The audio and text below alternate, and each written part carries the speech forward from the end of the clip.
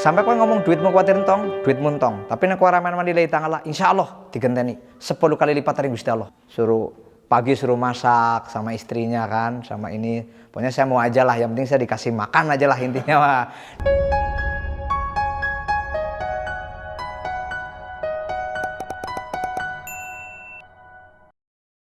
Halo, assalamualaikum warahmatullahi wabarakatuh.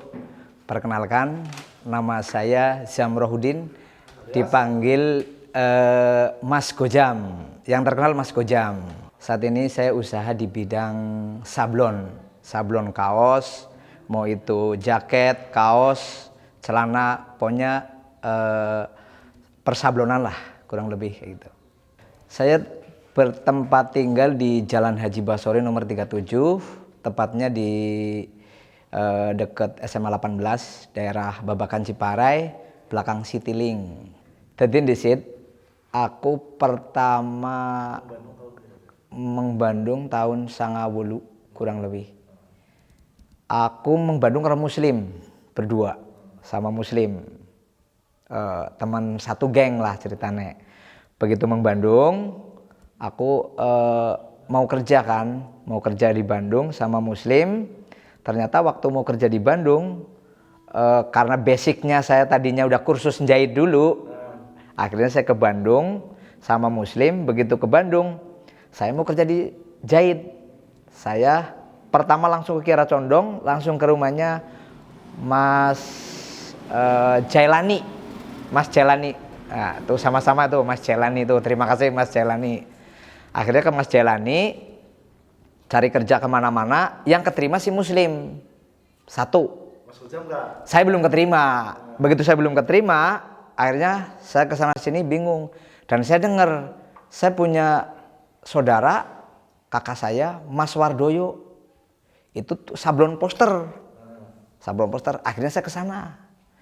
Begitu saya kesana, mampir. Namanya dari kampung kan mampir nggak enak kan, cuma mampir. Akhirnya ya bantu-bantulah di sana kan. Begitu saya bantu di sana, begitu mampir, waduh sablonnya pegawainya udah banyak dan saya nggak mungkin diterima di sana kan.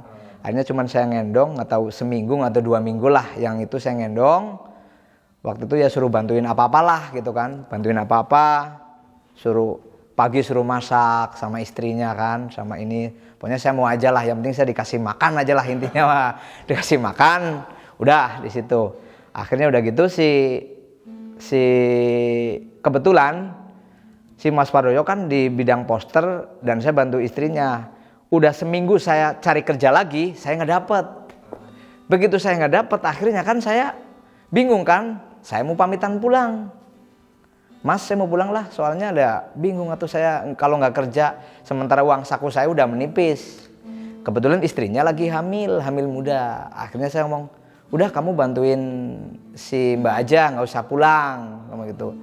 Ya alhamdulillah saya bantu di situ, dengan bantu di sana sambil masak. Alhamdulillah siang kebetulan Mas Wardoyo dulu kan saya juga bisa ngoplos cat kan, bikin cat. Akhirnya saya disuruh beli cat, beli apa. Jadi ada 2 keuntungan waktu itu saya bisa kerja, saya ngerti cat, bisa kerja, diterima kerja di situ walaupun hanya bantuin masak gitu kan. Nggak apa-apa, saya terima kasih ke Mas Wardoyo bener. Akhirnya di situ saya belajar, ya disitulah saya bisa belajar nyablon dari Mas Wardoyo gitu kan. Tapi inovasi waktu itu hanya di poster aja, belum merambat ke perkaosan sama jaket, kaos itu belum. Dan kesini ya memang inovasi baru. Jadi akhirnya ya saya ngulik sendiri waktu itu sih. Udah dengan keadaan waktu itu yang saya dengan keadaan waktu udah mecah dari Mas Wardoyo, akhirnya saya bikin sendiri sama ponakan saya.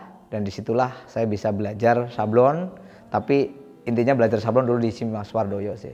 Saya dari orang yang tidak mampu, dari keluarga yang tidak punya apa-apa, dan kalau waktu saya kecil mau sekolah, uang dari mana gitu kan. Bahasa bapak ibu saya memang nggak punya uang kan, apalagi untuk jauh pemikiran kuliah mau nggak ada sama sekali. Uang saya sekolah SMP aja nggak bisa. Ibaratnya bukan nggak bisa, kayaknya mungkin saya punya pemikiran sendiri bahwa kayaknya uangnya nggak ada nih buat sekolah gitu kan. Bukan saya tidak mau, tapi kayaknya aduh, saya kasihan orang tua lah. kayaknya udah capek, dan saya bungsu dari 9 saudara. Kasihan kan bapak saya udah capek buat kakak-kakak saya gitu kan, jadi bilang saya yang terakhir gitu kan. Makanya ya jadi saya punya inovasi sendiri. Saya pengen merubah hidup, bahwa saya pergi ke kota untuk biar merubah hidup keluarga lah, intinya kayak gitulah. Dalam arti ya hidup saya sendiri dan keluarga, gimana caranya saya dengan modal nekat, modal pas-pasan, tapi bisa setidaknya mengimbangi teman-teman saya lah yang kuliahan, yang sarjana-sarjana lah, kurang lebih kayak gitu sih. Kalau saya bisa setting komputer walaupun saya nggak sekolah, saya cuma sekolah dasar, intinya saya mau belajar sih. Mau belajar dalam arti saya suka ngulik orangnya sih, suka ngulik apa yang ini saya ulik. Dulu saya pertama beli komputer juga, beli saya diemin aja 1 tahun, hanya buat main game aja. Akhirnya saya ketemu teman namanya Agus, dia memang suka ngulik juga sama di komputer sama di gambar. Dia akhirnya belajar gambar, dan karena kebutuhan mungkin ya, karena kebutuhan akhirnya saya ulik-ulik, oh ini toh biar saya dapat uang dari Corel. Saya belajar Corel, belajar Photoshop. Ya alhamdulillah, karena memang bahasanya ini kan gak mudah. Saya dengan masalah bahasa di komputer, saya tuh dengan otodidak. Apal posisi. Ini kalau klik ini udah pasti klik ini, udah klik ini. Itu aja sih sebenarnya. Kalau masalah tahu ini itu nggak tahu sama sekali. Ada ungroup, ada grup, itu nggak tahu bahasa itu. Cuman karena saya apal, jadi saya semangat untuk wah ini bisa mendapatkan uang dan membantu kerjaan saya. Akhirnya ya itulah dipelajari gitu kan. Tapi kalau masalah ditanya gini-gini saya nggak tahu. Saya nggak tahu aja kalau masalah komputer, malah nggak tahu bahasa tulisannya, dibacanya apa-apa saya nggak akan tahu itu bacanya apa, cuman karena saya apal. Tapi intinya di situ ya memang kalau misalnya dulu saya belajar nasi Padang, mungkin saya belajarnya Padang kan gitu kan. Tapi alhamdulillah dulu belajarnya sablon, jadi saya akhirnya bisa nyablon gitu kan. Kalau yang lain sih kayak ngulik-ngulik itu sih sebenarnya sih berjalan lah, dalam arti berjalan gimana kemauan kita. Jadi dengan keadaan pendidikan yang minim, kita harus mau berusaha, berjuang terus, itu intinya sih. Tetap semangat lah kalau menurut saya sih. Tetap semangat, jangan malas untuk belajar. Buat teman-teman kalau yang bingung sablon, mau belajar sablon, silakan. Mau belajar ke sini tanpa saya pungut biaya. Saya akan kasih ilmu saya buat siapapun yang mau belajar tanpa bayar. Insya Allah, sok aja. Kalau mau belajar ke sini, siapa yang mulai dari manapun, sok aja. Saya kasih ilmu saya, karena saya merasa dulu juga dikasih ilmu dengan cuma, makanya saya akan kasih ilmu saya. Dan tidak ada yang saya tutupi. Mau nyablon boleh ke sini, silakan boleh. Saya merintis usaha, wah udah lama banget sih ya. Sekitar dari tahun 98 lah kurang lebih. 98, 99, pokoknya sebelum moneter saya udah sablon, cuman dulu itu masih di bidang kayak sablon poster lah yang ditempel di tembok. Terus sejak terkenalnya distro Bandung dulu, saya alhamdulillah mulai dengan adanya distro, saya ikut meramaikan waktu ada distro itu gitu loh. Waktu itu saya ngontrak tuh sekitar 5,5 juta. Tahun 2000-an lah kurang lebih. 2000-an saya ngontrak di 5,5 juta. Terus udah gitu, waktu itu kan saya mau punya suka main lah. Waktu itu kan ngontrak, terus suka main ke rumah bibi kayak gitu kan, misalnya gitu kan. Udah gitu ngontrak harganya gini, akhirnya dulu saya sempat punya mobil. Akhirnya saya jual mobil untuk beli sepetak tanah, dan akhirnya saya bangun di situ 6x6 meter buat bikin rumah. Pokoknya gimana caranya, karena memang keadaan uang lagi susah, jangan sampai ngontrak lagi lah, intinya mah gitulah. Pokoknya posisinya harus benar-benar dengan bertahan dengan secukupnya lah gitu kan. Jadi dibangun tempat kerja, tempat tinggal di situ yang 6 meter kali 6 meter saya ingat itu. Pokoknya dibangun, jadi pokoknya punya prinsip jangan kontrak gitu kan. Pokoknya gimana caranya harus punya rumah sendiri, walaupun itu hanya dengan atap asbes lah, bisa dibilang kayak gitu sih. Waktu meningkat sih, saya kenal sama, waktu itu saya suruh nyablon punyanya si LVT. Saya dulu pernah suruh benerin barang salah punyanya LVT. Saya ingat sama Pak almarhum Haji Kosasih, itu yang benar-benar waktu itu. Di situ tuh saya nyablon di sana, suruh nyablon di pabrik. Setelah nyablon di pabrik, saya pulang. Ternyata di depan pabrik itu ada produksi tas. Namanya Kang Asep waktu itu. Setiap saya pulang, dia lihat saya, terus dia nanya, "Mas, nyablon di LVT ya?" "Iya." "Bisa bantu sablon nggak?" "Bisa." Alhamdulillah. Waktu itu baru mau naik tuh merek-merek Bandung. Waktu baru mau keluar, kayak Parayangan, merek-merek yang terkenal tuh memang baru-baru keluar. Akhirnya saya ngerjain, alhamdulillah punyanya si Asep tuh dulu ngerjain tas. Katanya tasnya dia tuh disablon di orang lain tuh gagal. Sama saya alhamdulillah, karena saya memang udah basicnya di sablon. Dari dulu saya suka ngulik cat, alhamdulillah dia disablon, udah gitu cocok. Udah berjalan sama saya sama Asep sekitar hampir berapa ya, 5 tahunan lah kurang lebih. Ya lumayan sih. Udah gitu berjalan sama Asep, pabrik juga berjalan. Yang sama Asep sih lumayan lama lah, aku dekat banget sama dia. Akhirnya merek-merek punyanya si Planet Fashion kan, dulu Planet Fashion kayak masuk semua. Jadi alhamdulillah dari Asep ke saya kenal gitu kan, akhirnya saya nyablon gitu kan. Dan di situ bangkit saya udah pindah rumah yang di sini. Udah gitu ya alhamdulillah bisa kebeli rumah ada nih, mobil juga alhamdulillah ada. Beli lagi motor, beli lagi, alhamdulillah itu sih. Waktu coba Bandung yang lagi ramai, Parayangan ramai semua itu alhamdulillah saya juga ikut kecipratan lah, rezekinya lah bisa dibilang. Alhamdulillah bisa beli rumah, beli ini gitu kan. Alhamdulillah bisa ya buat nyenengin orang tua lah intinya waktu itu sih. Emang aku usaha bertahun-tahun, bisa dibilang kawit jam pertama nganti usaha nganti ya wis maju. Begitu usaha jalan ya namanya usaha kan ngerti lah, aku ora munafik, aku dadi wong sibuk. Waktu kue ngayane kon Bali bering wong tua, waktu kue bisa dibilang ora Bali. Jadi kadang wong tuane pengen ketemu be ya ora Bali. Tapi waktu kue alhamdulillah banget. Aku ketemu Pak Haji Arif Budiman almarhum. Waktu kue Pak Haji nyablon mengaring aku. Lah nyablon mengaring aku posisine karena wis nganggap anak sih ya Pak Haji karo aku. Wis nganggap anak. Tadi posisine pas lebaran, aku inget pas lebaran bu tahun pira aku inget gue.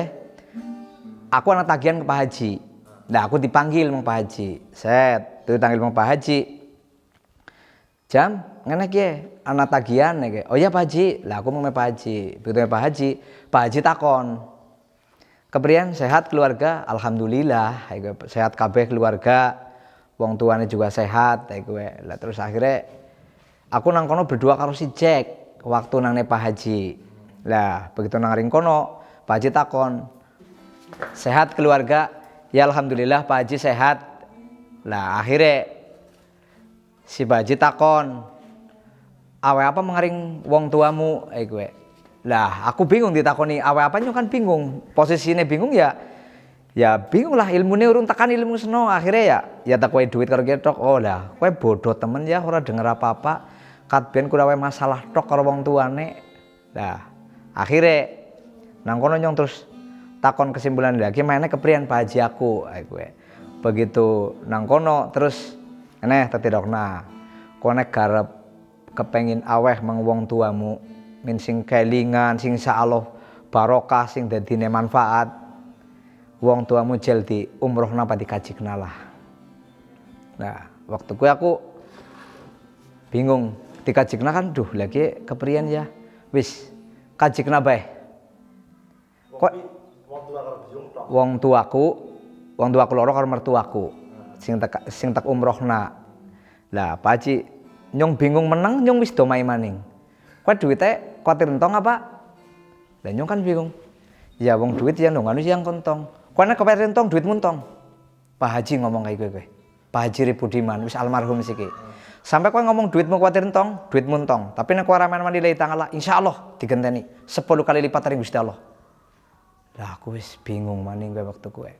Akhirnya aku diskusi karo kakangku, telepon menjawab, "Kang, nyong do mairing kajine jere mong wong tua ora tua wae apa-apa kuranane kur gawe masalah tok lah terus ramane ngesuk karo biyunge karo mertuane tek daftarna umroh apa lah ya bertahun-tahun insyaallah ya urung ana sing kepikiran anake pun ya orang sing kepikiran kebanyakan wong kan iku we dalam arti hanya bisa mencari harta tapi intine sing gargo bermanfaat barokah biasanya jarang.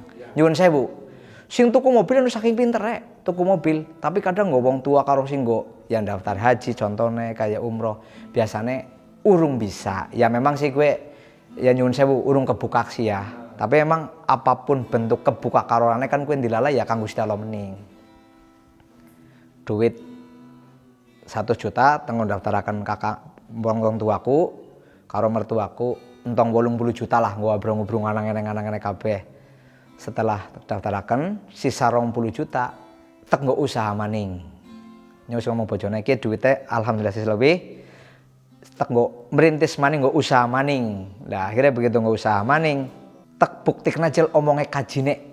Lah intinya kayak gue lah maksudnya jel memang bener pora sih Pak Kaji sing wis pengalaman sing wis ilmune lebih gede memang gue bener-bener balik ora jel duitku. Lah gue mantep maning gue nang kono. Setelah nyong balik pramaku balik umroh rampung alhamdulillah sehat waras bisa balik maning. Umahku rusak. Ramaku ngomong, "Umah ora didandani apa?" Lah gue mulai eling-eling. Nek wong tua njaluk apa turuti. Insya Allah lah nyong sing wis tak alami. Tak nggo dandan omah aku entong 50 juta nek ora salah. Jadi duit sing 20 juta teng usaha, nyong cicir kok duit 50 juta dari mana? Kan logikanya kayak gue. Ya memang kang usaha. Tapi tidak langsung sebenarnya sama Allah itu lagi dipulangkan. Duit lagi dibalik kena sebenarnya. Cus, aku nggo dandan omah nek ora salah 50 jutaan Bu pira. Umay alhamdulillah rampung. Begitu rampung, cus tunggalku ana sing ngadol karangan. Nek nang Jawa, nang sebelahku. Kowe nek ora salah pira ya? Bu 30 juta, Bu 20 juta, Bu 50 juta nek ora salah kowe karangan. Tek tuku. Alhamdulillah kowe. Nyung duit maning, duwite bali maning. Tabunganku sukses semakin meneh. Akhirnya berjalan nyong karo dah kowe nyong lebih mantep maning sing jenenge sedekah ibadah anu lebih kayune lebih mantep maning lah uling ibadah kowe bisa dibilang nang kono. Selang berapa tahun alhamdulillah nyong tuku omah sing kedua. Nah, tuku omah sing kedua nyicil. Begitu nyicil aku langsung ngomong, "Siki wis de omah alhamdulillah bisa pindah kang omah pertama karena nggo turu anak bojoku mandan lega walaupun hanya beberapa petak lah intinya nang ngaring kono ya." Akhirnya nyong terus ki carane berarti bener omongnya Pak Haji. Begitu kepengen golek duit sing cepet kudu dipancing maning ki pikiranku. Akhirnya apa? Nyong ngomong karo bojoku, waktu gue duitku ya wis lumayan ana lah, akeh mah ora tapi ana lah iku ya. Akhirnya nyong diskusi karo bojoku, ayo ngesuk umroh karo kakange sangi kabeh. Wong 8. Nyong bojone karena nyong napa nyong ngasang kakangku. Kakang sing pertama rencanane nyong ngasangnya kakangku sing pertama. Karena aku pikir kakang pertamaku ya wong tuaku sing kedua lah bisa dibilang. Kakangnya bojoku sing pertama ya wong tuane bojoku yang kedua ibaratnya. Nyong niate bekar kur wong 4, pal sidana akhirnya nyong wong 8. Kowe nyong mangkat teli umroh. Toh pira? Aku entonge sekitar pira ya? 250 Bu pira lah waktu gue. Jadi waktu gue terus ces nang kono akhirnya nyong umroh sidane alhamdulillah nyong pokoknya nyong niat ngibadah lah niat bener weh. Nyong umroh ces mengono ya gue bener mau Pak Haji ngomong. Nyong umroh ya alhamdulillah bisa rampung selamat kabeh karo kakang-kakangku kabeh. Umah nyong dilalah bisa kebayar tek lunasi. Umah sing nyong tuku kedua tek lunasi gue. Begitu umah tek lunasi kedua, lah nyong diomong ramaku waktu bali umroh yang kedua. Jadi ramaku seakan-akan ngomong iki, "Kowe dening lu dadut kurang nggo di wanane ning dulure tok sih." Tapi aku kan orang rasa diwenani, wong aku niatnya ya nu lillahi ta'ala, iku maksud diwenani kodir nggo bener, prinsipku kayak gue. Aku de prinsip nek sandene ora urung bisa daftar haji, aku kayaknya urung tuku mobil lah. Nah, gue prinsipku gue nang kono. Lah wong tuaku juga almarhum sempat ngomong waktu asih sehat, asih anak ngomong, ya emang iya sih. Nek tuku mobil pirang-pirang kayak pating blakrak, sidane nek ninggal ya gara dadi besi tua nang karangan. Kowe nyong kelingan kowe wong tuaku ngomong kayak kowe. Jadi maksudnya nek tuku banda pirang-pirang ora kopenan, akhirnya begitu ninggal ya memang ora gar barokah. Si intine maksudnya ya aku ditinggal wong wis meninggal kowe dadi besi tua nang karangan.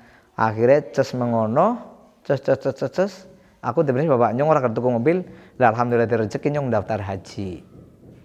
Tapi sedurunge aku tak daftarna haji kisit si wong tuaku. Berarti wong tuaku tak daftarna haji, si biungku, ramaku, terus mertuaku, biunge almarhum biungku tak daftarna haji kabeh, kada aku daftar haji.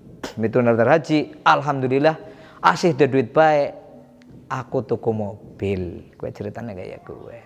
Jadi kesimpulan nang aring kono memang intine nek nggo ngamal insyaallah anu ora garentong, anu gak digenteni bae kowe prinsipe kowe nang aring kono. Aja maneman lah.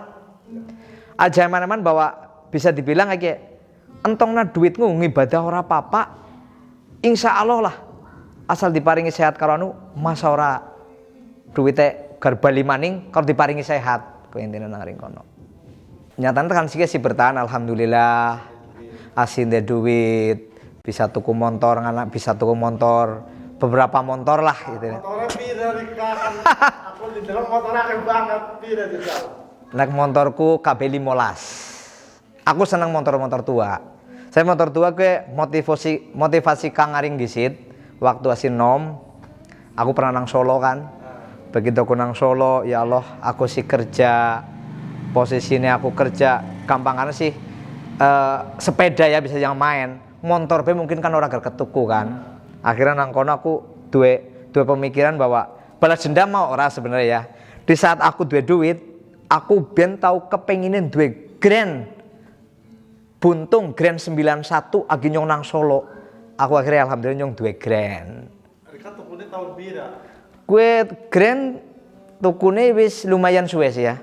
Wis lumayan suwe karena posisinya ya wis de duit lah. Alhamdulillah wis de duit. Kejabaring Gusti Allah akhirnya mungkin Gusti Allah waktu biyen lagi nyong kepengin ditunda siki setelah nyong wis duwe duit kayaknya intinya kayak gue. Kan motor ana ceritane kabeh, Bro. Ana ceritane kabeh motor. Vespa waktu Vespa aku ketemu nang kancane duwe Vespa ya memang komunitas. Sebenarnya aku duwe motor nyuwun sewu, duwe motor 15 kue pun intinya aku sebenarnya yang ngunutupi apa ya sebenarnya ngunutupi apaku dewek mah bisa dibilang nggo bisnis lah. Dalam arti bisnis kan kayak komunitas Vespa, aku bisa mlebu nang komunitas Vespa karena aku nang bidangnya sablon. Masa nyong siki mengaring tukang Vespa nyong gawa motor Beat kan ora masuk kan, nyong gawa Vespa. Begitu komunitas Grand, aku gawa Grand. Komunitas Astra Prima, aku gawa Astra Prima. Komunitas 70, aku gawa 70. Eric King, aku gawa Eric King. Jadi gimana komunitas yang ketemu karo aku.